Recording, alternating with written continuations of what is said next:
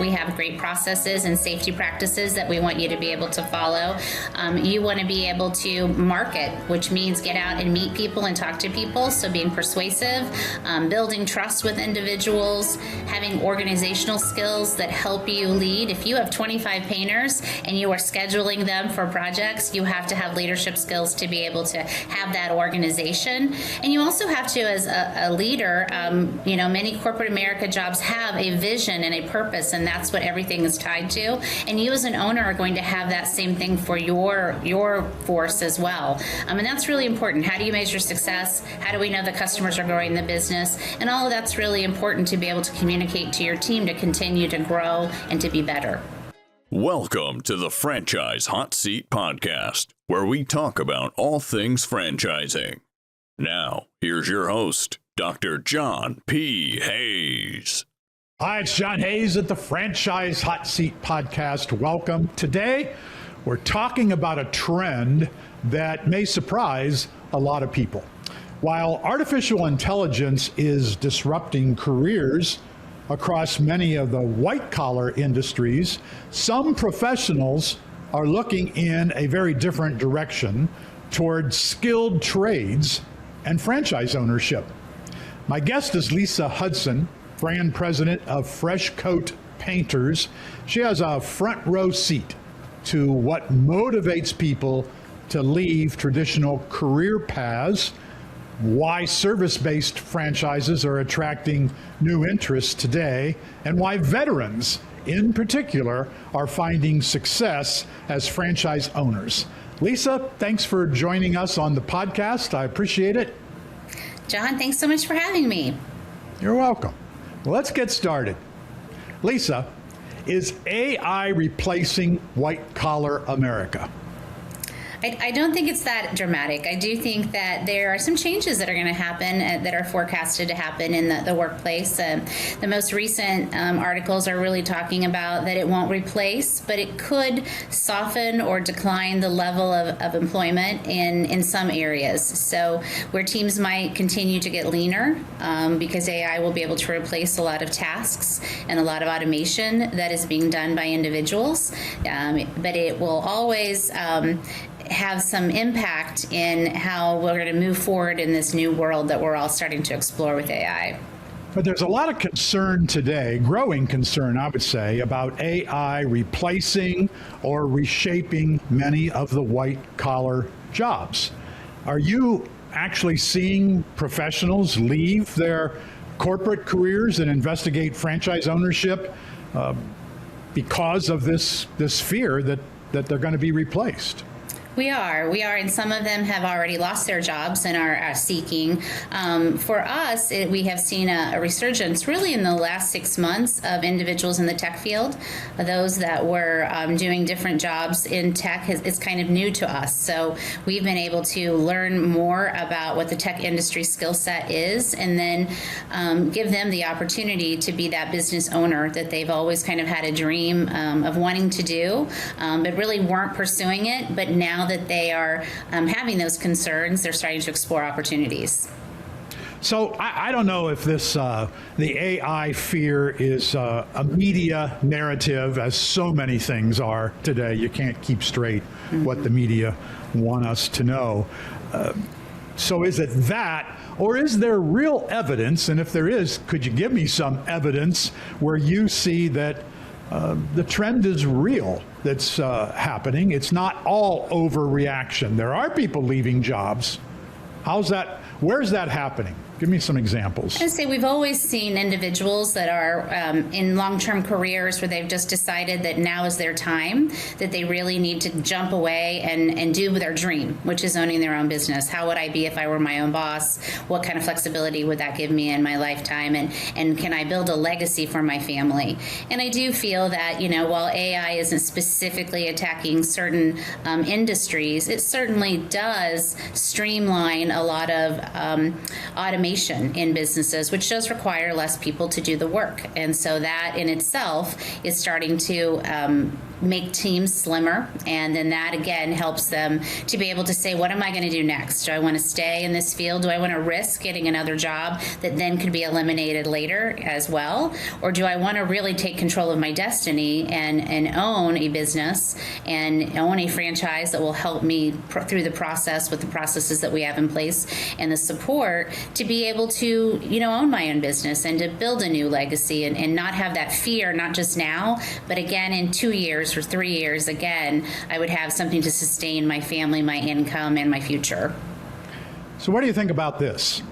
The safest jobs of the future will require a ladder instead of a laptop. Well, I would say that we use both. We use ladders and laptops, but I will say that in the home businesses, and Fresh Coat is obviously a painting business that does both residential and commercial. So much of what we do is personal. There is personal contact. The personal contact is needed to build the trust with the customer. Listening to what the customer wants, being able to be in the home and see what is happening, really can't be replaced by AI. Now, can you take a picture of it and look at it? Yes, but our experience is that personal human touch is really what builds the trust with the customer to use our services. And that is something that we most certainly will not walk away from or devalue. Even though we will use AI for certain things in our business, that personal touch will remain. And I think that is kind of that movement from being in an office to being out, working with customers in home services. If you like that piece of being around people and that human interaction, our business is here to stay, and we do see a lot of people realizing that and really wanting to take advantage of it. And some people do want safe jobs. Mm-hmm. Not everybody does, but some people want a job that they describe as safe, meaning it'll be here for the next 20 years, the time that I need to have a job to support my family. But there are many others who don't want a safe job. They equate that with a boring job. Mm-hmm. Even if it pays a lot of money, sometimes a safe job is not attractive to people. So how does that figure into what's happening today in franchise development? Well, I think those that want a safe job and are not risk takers and really want to have that safety comfort will always, regardless of AI, stay where they're at. I think if AI is pushing some people out of their comfort zone or pushing them a little faster, we are seeing people leaving jobs earlier in their career than we did in the past. And I think those are the folks that are really kind of pushing the envelope, that have some sense of risk, and I think the commitment to themselves, that they know that they have the drive, the tenacity, they know that they have been successful in previous careers, and they want to take those skills and bring them into owning their own business. And so I think that really doesn't change a lot. AI is just kind of forcing the issue for people to realize that a little quicker. If I say that skilled trades are becoming the new path to the American dream, what do you say? I would say that owning your own business where you use skilled craftsmen, our owners are not on a ladder. Our owners are the leaders of those that are on a ladder. They are building businesses in their communities, giving jobs to individuals that are on the skilled tradesmen, and we couldn't do what we do without them. But our owners are really leading that effort in marketing, in being able to find work and be able to keep those painters busy is really what they're doing. So they're building in the community something that really is going to help them expand their business and continue to grow and thrive in those communities that they live.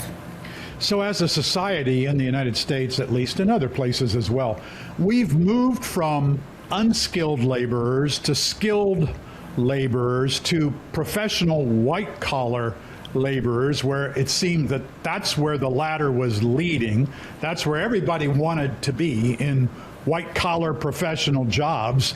And now, interestingly, even in college, I see this, there are young people who really are better suited for skilled employment, skilled jobs. Are we going backwards if people drop out of college to say, I'm going to buy a painting franchise, a lawn mowing franchise, a mosquito killing franchise? Yeah, I mean, the studies tell us that, in our generation, we were safe. We wanted to stay with one employer for many, many years. And the millennials, Gen Zs, and now the alphas all are very different. They've kind of watched their parents, in some cases, really be loyal to a job or a career that may not have followed them through their entire life. And so they do have a different outlook in how they're looking at, what do I want to do? And do I want to be committed to a company my entire life? Or do I want to own something? I want to be the leader of my own destiny. I want to make my own decisions. I want to put my money on me and give me security in that way. That is really kind of rising with the new generation. And because of many of the businesses are trades and home businesses, they're kind of moving in that direction, which is really exciting to see, in the fact that, homes will always need painted, businesses will always need painted, new businesses, new apartments. You can see the growth all around you, and that will continue and not change. And I think that gives them that security that they're looking for as well. It's just a different security than what previous generations valued. So many people would assume that if you buy a painting franchise, you got to have some expertise in painting. Mm-hmm. But early on in my franchise career, I was very fortunate. My major client for a long period of time was Don Dwyer, founder of the Dwyer Group. Mm-hmm. His first business in 1980 was a blue-collar business called Rainbow International Carpet Cleaning and Dyeing. And who would want to do that? And yet, when the first franchisee hit $1 million in sales at Rainbow, that got a lot of attention. This wasn't just a job that people bought themselves. And then the big news was, guess what? That guy who made the first franchisee to make $1 million says, I haven't cleaned or dyed, and we don't dye carpets anymore. I don't think we do. I haven't cleaned or dyed a carpet in years. Well, how can that be? You own a business that cleans and dyes carpet. Yes, I do. His response, I manage that business. I oversee that business. I certainly can do it, but I don't want to do the labor, almost unskilled labor to some extent. So yeah. How's that working today? Do people still, that was a revelation to me. Mm-hmm. I was a young 30-something with no experience in business and didn't know much about franchising until I wrote a book and attracted Dwyer, and who went on to have half a dozen other labor-intensive businesses that were described as blue collar. Today, the company is known as Neighborly, the largest in the world of home service Very franchises. Well respected, yes. So I got such an education. Don Dwyer is just a big hero in my life. How's that playing out today? Yeah, so in our industry, we do have some that have had a painting business or want to paint or have painted, but about 65% of our owners have never picked up a paintbrush, except maybe on a frustrated weekend that they had where they tried to do a room. We are able to take those leadership skills and those superpowers that they bring from their previous jobs to be able to help them really lead a team and to find great painters. And we have a great partner with Sherwin-Williams. We do a lot of business with them, and as you know, and I say Sherwin-Williams, if you get in your car now and you drive around, you'll see 5 to 6 in your neighborhood. And so we work exclusively with them to be able to make sure that we are training our owners on what to look for in painters, how to find good painters, how to be able to watch their work, to be able to make sure that it's the quality that the customer wants. And then through our processes, we're going to be able to teach them how to have processes that all their employees, painters, subcontractors are going to follow, and then what their checks and balances is on following up. So to your point, I'm not going to paint, but I am definitely going to be able to lead the effort, be able to inspect the processes are followed, that reviews are great, that our customers are happy, and that we're building the business. So, while I say painting, you are leading a painting organization, and that's really what you're doing, is giving the opportunity for many people in your community to have great jobs that they love to do, and that you're guiding them through the process, but they'll bring bring some superpowers with them in painting as well as we find those individuals. Here's the big secret about franchising that people have to understand. This isn't about painting. Even though you own a painting franchise, it's not about painting anything. It's about following a system that includes painting. Not that you'll do the painting. You're going to be the manager. You're going to hire the painters. You're going to motivate the painters. You might be the one out knocking on doors to get customers or answering the phone, or again, employing the people who do that. You might be the person who, one franchisee of a Dwyer business years ago said to me, my job, he was the owner of two different home service businesses. My job is to pick up the checks in the morning and get them to the bank. And that is really true. When people understand that's more true than not about franchising, lives will change rather than seeing franchising as something to be feared. I'm interested in knowing, Lisa, where do franchisees for your service business, where are they coming from? What are the backgrounds today of your most successful franchisees? Absolutely. So, and that really varies. You mentioned veterans earlier in the podcast, and we definitely have a very large veteran population. And I think that is a great transfer for them because they have lived in an environment where you follow a process, right? You have it in front of you, and then you're going to follow those steps for success. And that translates really well into franchising because that is what we provide for you. And so that is a major core. We also have a lot of women that have had backgrounds in marketing, accounting, running their own businesses in other ways. And then we have some of our other owners that are couples that they join together and they both bring different superpowers. So we have everything from white collar to individuals that were in middle management to individuals that have been through. We have people that have driven trucks. We have people that in their personal life of being able to stay home was really important to them and to own their own business. So I think the cool thing is when I line up everything, any background really can be successful in this business. And that's because we're going to help you identify when you come into our organization or when you're talking with us, what are the skills that you possess that are really going to help you with this? And then what are the skills you may not possess? Because that helps us help you find who to hire so that you can have that balanced skill assessment to be able to really drive this business and to be able to get out into the community. So if I love getting out in the community and I love networking and I love really talking about fresh code and that type of thing, then I might be able to the person that does that. But if I do not like that, then I may want to hire someone that's really great at that, and I may do more of the behind the scenes. So we have different owners that can really tailor what their skill set is to be successful, and then hire folks that possess the skills that they don't or they just don't like to do and be able to drive the business that way. And that's really what our support helps them determine. If you were going to do it on your own, you'd have to kind of figure that out on your own after some pretty hard lessons. We're going to help you from the very beginning start to build that business model that's going to fit your needs and still use all of our processes. You mentioned veterans. Mm-hmm. Veterans are missing the biggest opportunity of their lives if they don't investigate a franchise career.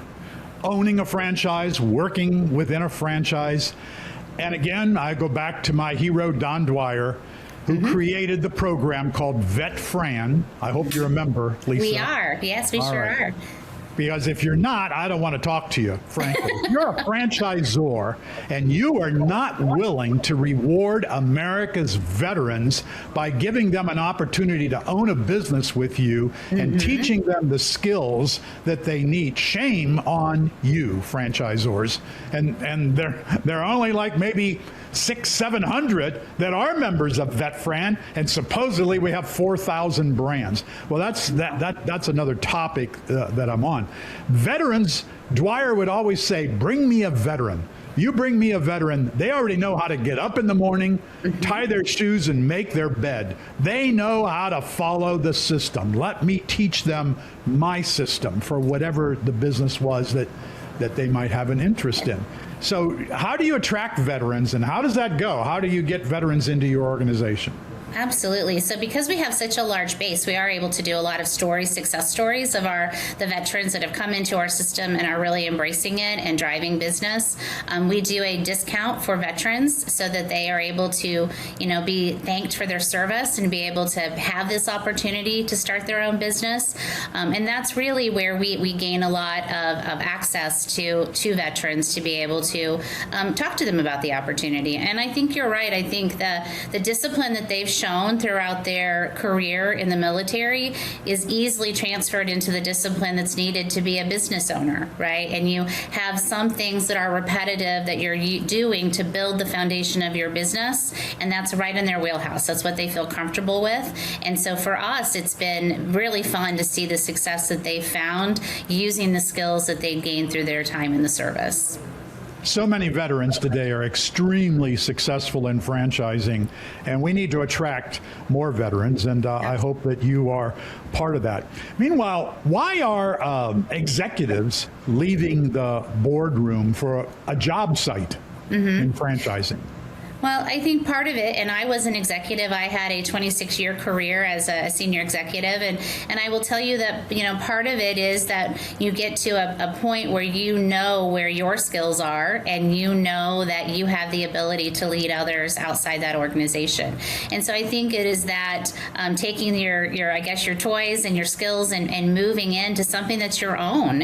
And in my case, I also needed some personal flexibility, and franchising gives you that as well. And so those two things really attracted me to become a franchise owner at one time and have progressed now to brand president. But it really definitely gives you the opportunity to take all of the knowledge that you've had and to know where your skills are and to own something that's yours. And you're going to be able to take your abilities and learn, because you're still going to be learning as a business owner, but you're going to be able to build that. And it's really your legacy. The time to really start thinking about building your business for sale is the day that you purchase it. We have many people that purchase to have something to have their children be able to do, and they talk about their sons and daughters that are 10, 11, and 12, and that they're going to build the business and hand off their legacy that way, or they may want to sell it, and that becomes their retirement. So everybody has a different mission as to why this is so important to them, but there's some security in that that they're not finding in those leadership jobs that are out there today. Okay. But I can see people asking baby boomer men and women, how could a blue-collar franchise be more secure than a corporate career? It's a great question. I am older, so back in my day when I had my corporate job, there were pensions that are not necessarily available today. There are consistent reductions in force, and so that does feel a little bit scary for some folks. And being able to own your own business, again, you control your destiny, and our best business owners are able to pivot, have tenacity, overcome objections, be able to move their business forward, learn and grow and walk the journey with us as well. And that is not something that you can always do in corporate America. So I think that gives people some confidence that this is something that may be a bit more stable for me. So the last time I tried to paint anything, I spilled the bucket of paint in the room and nearly fell off the ladder. And I knew, I just got to hire a painter. So realistically, how could someone like me with no painting skills succeed as a franchisee of Fresh Coat? Right? Because I think you're right. It's not about the paint. It is about the paint to the customer, and that's why you're going to be able to use those skills that you have to hire the right individuals. There are a lot of very skilled painters out in the industry, and they want to go where there is work, where there's work that's consistent, and where they're treated as part of the team. And so Fresh Coat's model really is that we want to hire our own painters. We'll expand to subcontractors as our business grows and the demand seasonally happens, but we want those people to be part of our team. We want to be able to have them be stable so that our business is very consistent in how we service our customers. And it's also efficient to grow profitability. And so that piece is really, I think, what should attract you. And then between Sherwin-Williams and the training that we do and the painters, they have that skill. You do not have to have that skill, but you have to have business skills, and you have to have the ability to talk with people and get people to trust trust you and get them excited about the painting that'll happen in their home and that we're going to do it well. We're not going to spill the paint in the room, and we're going to be able to be there on time. And that's what you're really geared up for as a franchise owner. So you're talking about skills, and everybody hopefully has some skills. But what are the transferable skills that maybe a former executive or a manager or a salesperson or corporate professional, what are the transferable skills that are useful in a blue-collar franchise business? Absolutely. So communication is number one. Having the if you've been in corporate America, there are many processes that you must follow, and we're no different. We have great processes and safety practices that we want you to be able to follow. You want to be able to market, which means get out and meet people and talk to people. So being persuasive, building trust with individuals, having organizational skills that help you lead. If you have 25 painters and you are scheduling them for projects, you have to have leadership skills to be able to have that organization. And you also have to, as a leader, many corporate America jobs have a vision and a purpose, and that's what everything is tied to. And you as an owner are going to have that same thing for your force as well. And that's really important. How do you measure success? How do we know the customers are growing the business? And all of that's really important to be able to communicate to your team to continue to grow and to be better. So conversely, and this is again a lesson that I learned from the great late Don Dwyer, franchisor of the Dwyer Group, he would say to me, well, don't bring me a carpet cleaner because they've already got bad habits that I have to teach them how to break. And I'd rather have somebody who's been bagging groceries or working at the front desk answering the phone and teach them my system. What are habits that you've seen, or maybe assumptions that people have brought into franchising that create a problem for a franchise owner? Great question. I would say that sometimes that if they have had a painting business and they have gotten it only to a certain part, they do have a lot of limiting beliefs. And where I really see that happening is their limiting beliefs in how we interact with customers. Customers have to they're just inundated with everything between emails and texts and everything that is happening to them. But that personal touch of really being able to be consistent and follow through that's one of our processes that can really change that direction for someone that has those limiting beliefs. They're giving up we're America, right? 3 strikes, you're out. But the average person, if you're really going to close the deal, it's 9 to 12 connections. And so that seems absurd to some people. It seems uncomfortable to some people. But That is what the statistics show, that it takes that long for a customer to go, all right, I'm ready to do it. And so helping people overcome the limiting beliefs that they've had is really what our coaching staff does, because you were stuck before and you will be stuck again if you don't grow and change. That's part of the franchise system. We have the data that can tell you you're not going to go out, knock on a door, and be successful the first time. Probably not every time. You are going to be successful if you're consistent, if you do follow the system, work it the way we tell you, but you're going to have to make 12 calls or 100 calls, or you're going to have to knock on 15 doors, but every 15 doors you're going to get a sale that's worth $5,000 or whatever it might be. People don't know that. We're in the dark most of the time working. How many of these blasted calls do I have to make until I can make some money? Well, we know those answers in franchising, and that's another area people need to tie into. And it's another area where AI helps franchise companies tremendously. And I want to go back to the AI topic. Okay. Let's look ahead 5 years. Will AI create more entrepreneurs and franchise owners, or are we going to have fewer as a result? Oh, I wish I had a fortune-telling talent to be able to answer that for you. I do feel that, I think AI is really going to help our franchise owners be able to be more automated. And then that will definitely help them, right? Because that is automation. And then AI is really good at tailoring information. So being able to identify, we feel it all now on our cell phones, right? Somebody says a word about something and then it's all over your social media. So the tailored approach that AI brings is really can be a game changer in the next 5 years for those owning businesses. We do a lot of shot in the darks, right? And we try to, have a really wide net. AI is going to really make that net much tighter and much more successful. So if your close rate is, 45% now, getting it to 50% is a really big deal, and AI can help you with that. Yeah. So we often say in franchising that systems create success. I teach that. I believe that. So if AI becomes one of the most powerful systems ever developed, and I believe that's happening too, how does that make franchise systems more valuable, or does it make entrepreneurial independence more valuable?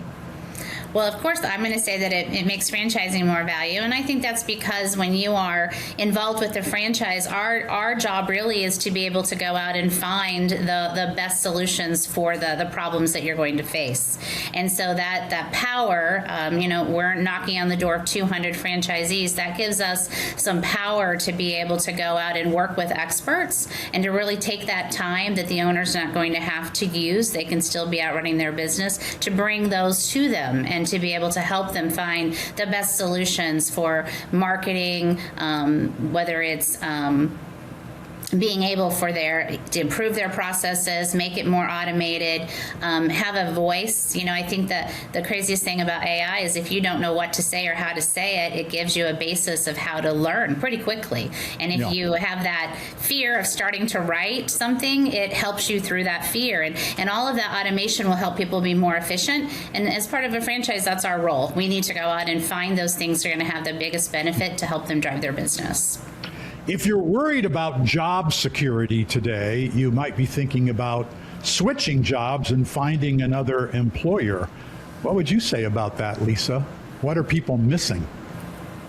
Well, I think that, you have to decide what you want to do. We start out with what's your dream, right? And so, as you said, franchising is a great opportunity for many, many people. You have to really do your due diligence and decide if it's right for you. And I think that, if you crave security and you want that security and you never want things to change, franchising may not be for you. Franchising is for those that want to be entrepreneurs but are not sure they can do it on their own. And certainly following a system and being able to have that ability to find your dream job. And I hear that from my franchise owners. It's not super easy. There's no easy button. You've got to do the work. You get to but it's so fun. And they love what it's done for their family life, and they love what it's done for the community, because now they're responsible for others. So one of the things that's fun about interviewing you right now is that you set me up for the next question, and you don't really know I didn't have say no my idea. question. No, I usually don't have my questions written out. I happen to, because I'm doing so many interviews, I had to get some questions on paper to make sure I knew who I was talking to. You mentioned due diligence, which is a key in franchising. A lot of people say, oh, yeah, that disclosure document, I gave that to my attorney to read. I never paid attention to that. Well, shame on you. You shouldn't have become a franchisee. Now you want to complain about the franchisor saying that you got to be open at 6 o'clock in the morning or work on your birthday. Shame on you. That was all explained to you up front in a document that the federal government required that franchisor to give you. You gave it to your attorney. And shame on your attorney for not preparing you to be more realistic. You've got to do the due diligence in franchising. A lot of people don't do that. So I want to buy a blue-collar franchise. I'm coming from corporate America, or not. It really doesn't matter. Top 3 questions that you want me to ask before I decide yes or no, I'm going to buy this franchise. I would definitely ask about the support. I think support is really important, and there's different times throughout if it's a 10-year franchise agreement, you need different levels of support at different times throughout that process. And I think if you're coming from a white-collar position, you know what support looks like, and you need to ask what that looks like to make sure that you're going to have the level of support that you are required, that you need, and you know yourself better than anyone. I would say, what are the success of other owners and why? What makes a great franchisee? And, we can say that, but you really need to go back and look in the mirror and say, is that me? Are those things really going to be applicable to me? Can I do that? Have I shown those skills or persistence in my previous job? And then lastly, I would ask, what do you want to do with this afterwards? What happens when I'm done? Is this something that I can give to my family? Is this something that I have to sell? What if something happens and it's not what I want to do? What is the sellability of your franchise? Because that's important too. 10 years is a long time and your life can have many changes. So you want to really understand what that looks like for you in the future so that you feel super confident as you're going into the organization. Great. I think that's good advice for due diligence. I always tell my students, there are 100 different questions that you need to ask, and you certainly can ask them. You have the time. Nobody can they can twist your arm to make a decision, but you don't have to give in to that. You miss this opportunity. There's always another opportunity in franchising. It's just been amazing. But you've got to do the due diligence, and you have to know how to do that. It's not hard to do. What about this? Would you rather compete with AI or own a business AI can't replace? Oh, wow. That's a great question. I think I would rather own a business that AI can't replace, obviously. Yeah, me too. But I think AI is going to impact every business in the world, and it's being smart about how you're using it and being smart about using it in the right places, and to not take things for granted, but to also understand who you are. I think this is an opportunity for all businesses to really stand back and say, who are we and what is important to us, and make sure we stand firm and use AI as a complement and not let AI take over, our principles and values of what we believe our company is. Yeah. Someone who was pitching me recently to bring someone onto my podcast said, the next wave of millionaires will come from the skilled trades. What do you say? Absolutely. Well, we have many $1 million owners, and I think that they have done that before AI, and I think we'll have many more after AI. Again, because I do think it's going to be a great tool to help drive your business. So I'm excited to see how many more of our owners are really going to benefit and grow their business. But there is always going to be the people aspect, and that's really what we focus on as well. And so I think the trades are going to continue to be very, very important as we move forward, and people have so little personal interaction. This is a great way to feel secure about the work you might need in your home. So is the future of entrepreneurship in technology, or is it in blue-collar trades? I guess there's plenty for both. I feel like, our homes are always going to be important to us.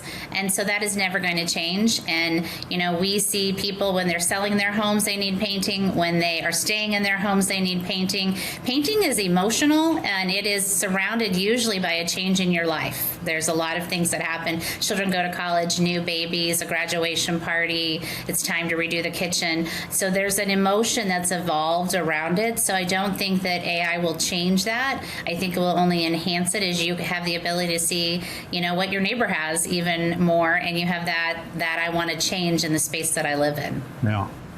So Lisa, how did you discover franchising? Very few people grow up. The Dwyer kids did, and the Roy Titus children and grandchildren did at United Franchise Group, and Titus endowed the money at Palm Beach Atlantic University for the Titus Center, which I created and have run for the last 8.5 years. How did you discover it? What were you doing until the lights went on and said, oh, franchising? And then a woman in blue collar. You're not the first. There are many. Mary Thompson, who was at Dwyer, chairwoman of the IFA, wonderful, a veteran, a Marine. Yes. She's terrific. And there are many successful women in franchising, but that we all have our story. I wrote a book about franchising, not knowing anything about franchising until I spent 6 months doing the interviews, and that said, wow, where have I been? Where were my parents? Why didn't they own a franchise? How did you discover it?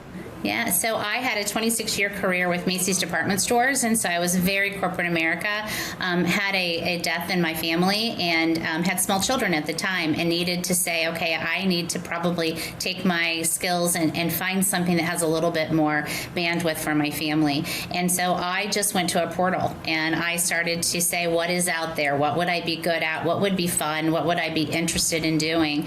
And the first one that I signed with was the person that called me first, and we started to really talk about what it was. It was a coaching business. That's where I started, and so I was able to take all my years of experience in leading and others into a business that did the same thing. So I was going into small businesses and helping them to grow their profitability, lead their team, the leadership skills. And I knew a little bit about business. My dad was a farmer for many years. He had a farming organization, so I knew how stressful it was to be a business owner on your own as well. So franchising appealed to me because I really wanted to. I'd always had support around me in my career, so I wanted support around me as I built a business.